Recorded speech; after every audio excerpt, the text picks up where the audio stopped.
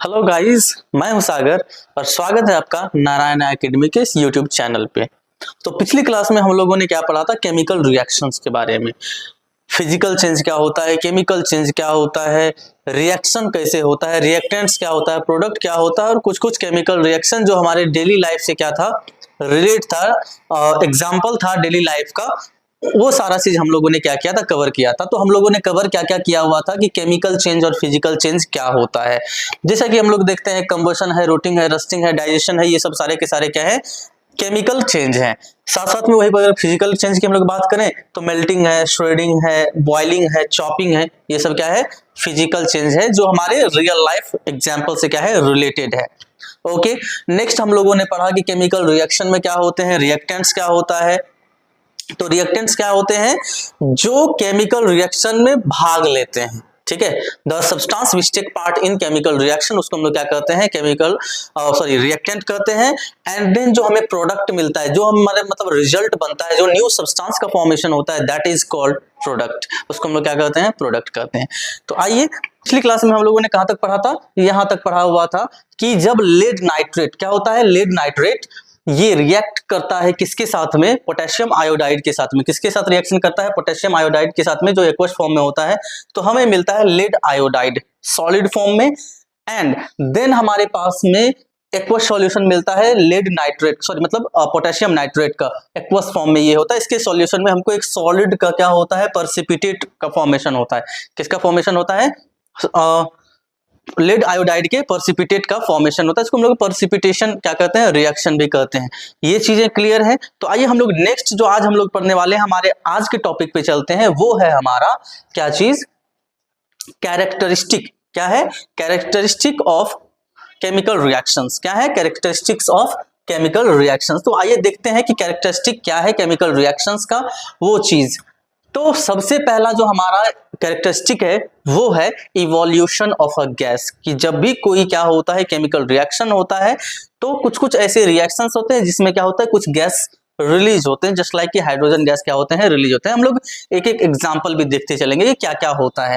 ठीक है, नेक्स्ट क्या है, फॉर्मेशन ऑफ अ पर्सिपिटेट। जस्ट अभी हम लोगों ने क्या किया, पढ़ा है कि जब हम लोग क्या कहते हैं, वो नाइट्रेट का जो सॉल्यूशन होता है, अभी हम लोगों ने देखा कि ये जो नाइट्रेट का क्या है, सॉल्यूशन है, कौन सा, लेड नाइट्रेट का सॉल्यूशन है। इसका हम लोग क्या करते हैं, रिएक्शन कराते हैं किसके साथ में, पोटेशियम आयोडाइड के साथ में। तो हमें जो पर्सिपिटेट मिलता है किसका, लेड आयोडाइड का क्या होता है, पर्सिपिटेट मिलता है किसके सॉल्यूशन में, पोटेशियम नाइट्रेट के सॉल्यूशन में। क्लियर है ये बातें। ठीक है, तो दूसरा क्या है जो हमारा कैरेक्टरिस्टिक है केमिकल रिएक्शंस का, वो क्या है, फॉर्मेशन ऑफ अ पर्सिपिटेट। नेक्स्ट जो हमारा है वो है चेंज इन कलर। तो क्या होता है, कभी कभी चेंज भी हो जाता है कलर, किस चीज का, जैसे कि एक हम लोगों ने क्या किया, रिएक्टेंट लिया, उसका एक अलग कलर है, जैसे उसका केमिकल रिएक्शन होता है then we find a new colour. Clear है ये चीज। नेक्स्ट देखिए, चेंज इन टेम्परेचर। तो दूसरा क्या होता है, जस्ट लाइक हम लोग पढ़ेंगे एक्सोथर्मिक रिएक्शन क्या होता है, एंडोथर्मिक रिएक्शन क्या होता है। कुछ कुछ जो रिएक्शंस होते हैं उनमें क्या होता है, हीट की जरूरत होती है, एनर्जी की जरूरत होती है, टेम्परेचर की जरूरत होती है। कुछ चीजें मतलब कुछ रिएक्शंस ऐसे होते हैं जिसमें रिएक्शंस की एनर्जी की जरूरत नहीं होती है, या हीट की जरूरत नहीं होती है, टेम्परेचर की जरूरत नहीं होती है, वो रिलीज होता है। ठीक है, तो एक होता है एक्सोथर्मिक रिएक्शन, एक क्या होता है, एंडोथर्मिक रिएक्शन।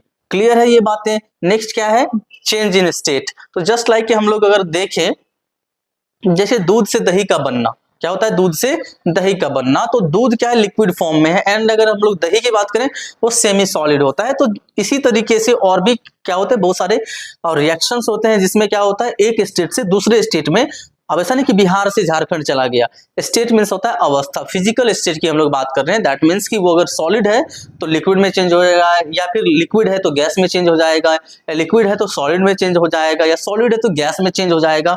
तो ये सब क्या होता है, स्टेट में, फिजिकल स्टेट में क्या होते हैं, चेंजेस आते हैं। तो ये क्या है, 5 कैरेक्टरिस्टिक है किसी भी केमिकल रिएक्शंस के। तो कितने कैरेक्टरिस्टिक होते हैं केमिकल रिएक्शंस के, 5 कैरेक्टरिस्टिक्स होते हैं केमिकल रिएक्शंस के। ठीक है, तो हम लोग एक एक करके देखते हैं कि वो क्या क्या है।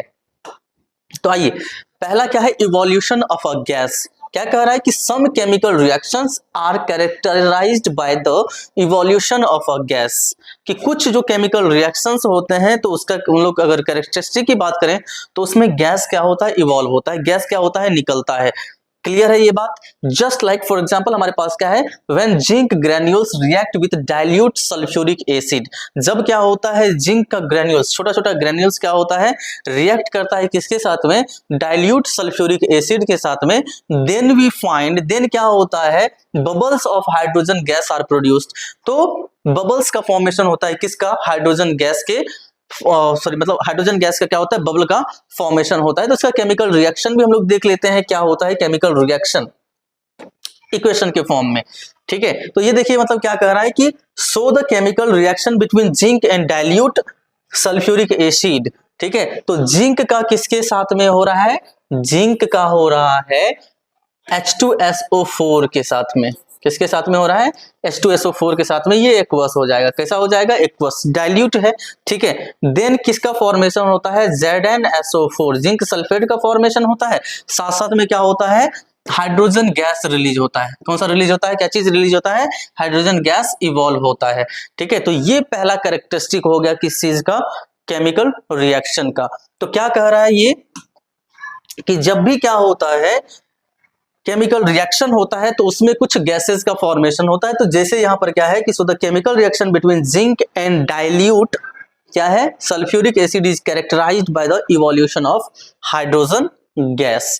नेक्स्ट देखिए हमारा क्या है, फॉर्मेशन ऑफ अ पर्सिपिटेट। तो अभी जस्ट हम लोगों ने पढ़ा, ठीक है, तो अ पर्सिपिटेट क्या होता है, a precipitate is a solid product which separates out from the solution during a chemical reaction.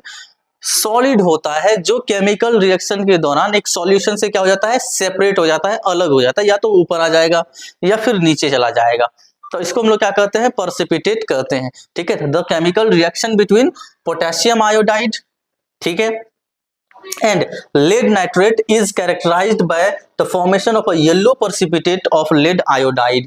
ठीक है, तो अभी जस्ट हम लोगों ने उसका रिएक्शन भी देखा हुआ था किस तरीके से फॉर्मेशन होता है। नेक्स्ट देखिए क्या है, चेंज इन कलर। क्या है, चेंज इन कलर। तो some chemical reactions are characterised by a change in colour.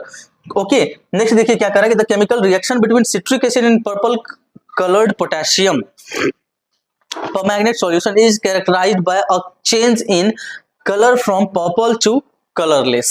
ठीक है, तो किससे किस में चेंज हो रहा है, पर्पल से चेंज हो रहा है कलरलेस में। दैट मीन्स कि पर्पल कलर का था वो कलरलेस हो जा रहा है। जब हम लोग किसका रिएक्शन कराते हैं, सिट्रिक एसिड का, जो पर्पल कलर का पोटेशियम परमैंगनेट के साथ क्या करता है, रिएक्शन करता है, then we find colourless solution, then we find change in colour from purple to colourless. Clear है ये चीजें? तो चेंज क्या हो जाता है, कलर चेंज हो जाता है इसमें। ठीक है, अब अगला देखिए क्या कह रहा है, चेंज इन टेम्परेचर। क्या है, चेंज इन टेम्परेचर। तो some chemical reactions are characterised by change in temperature. कुछ केमिकल रिएक्शन में क्या होते हैं, चेंज इन टेम्परेचर होते हैं। दैट मीन्स कि या तो टेम्परेचर घटेगा या फिर बढ़ेगा, रिलीज होगा या फिर एब्जॉर्ब होगा। ठीक है, तो वो हम लोग आगे देखेंगे। एक्सोथर्मिक रिएक्शन होता है, एंडोथर्मिक रिएक्शन होता है, ये सारी चीजें हम लोग को क्या करना है, क्लियर करना है। ठीक है, तो ये देखिए क्या कह रहा है, the chemical reaction between quick lime and water to form slack lime is characterised by a change in temperature which is rise in temperature. तो जब हम लोग क्या करते हैं, क्विक लाइम को वाटर के साथ ऐड करते हैं, ठीक है, देन क्या होता है, स्लैक्ट लाइम का फॉर्मेशन होता है एंड चेंज इन टेम्परेचर में राइज इन टेम्परेचर होता है। दैट मीन्स कि टेम्परेचर बढ़ जाता है।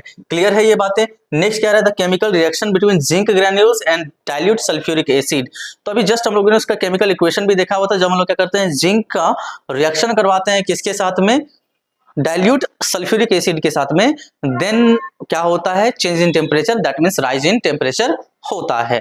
नेक्स्ट देखिए अब क्या है, चेंज इन स्टेट। ठीक है, तो क्या होता है, जब हम लोग मोमबत्ती जलाते हैं, मोमबत्ती का कंबशन होता है, देन वो सॉलिड से लिक्विड में चेंज करता है एंड देन वो लिक्विड से फिर क्या होता है, हो जाता है गैस में चेंज कर जाता है। तो यहाँ पर क्या हो रहा है, उसका फिजिकल स्टेट जो है सॉलिड, फिर सॉलिड से क्या हो रहा है, लिक्विड में चेंज कर रहा है, लिक्विड से फिर क्या हो रहा है, वो गैस में चेंज कर रहा है। तो ये क्या हो गया, इसका कैरेक्टरिस्टिक, दैट मीन्स कि ये हो गया चेंज इन स्टेट।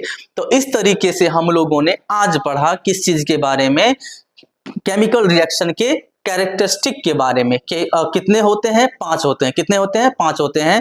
कौन कौन सा होता है, evolution of a gas, formation of a precipitate, then change in color, change in temperature and then change in state। तो ये 5 क्या होते हैं, कैरेक्टरिस्टिक होते हैं किस चीज के, केमिकल रिएक्शन के। क्लियर है ये बातें।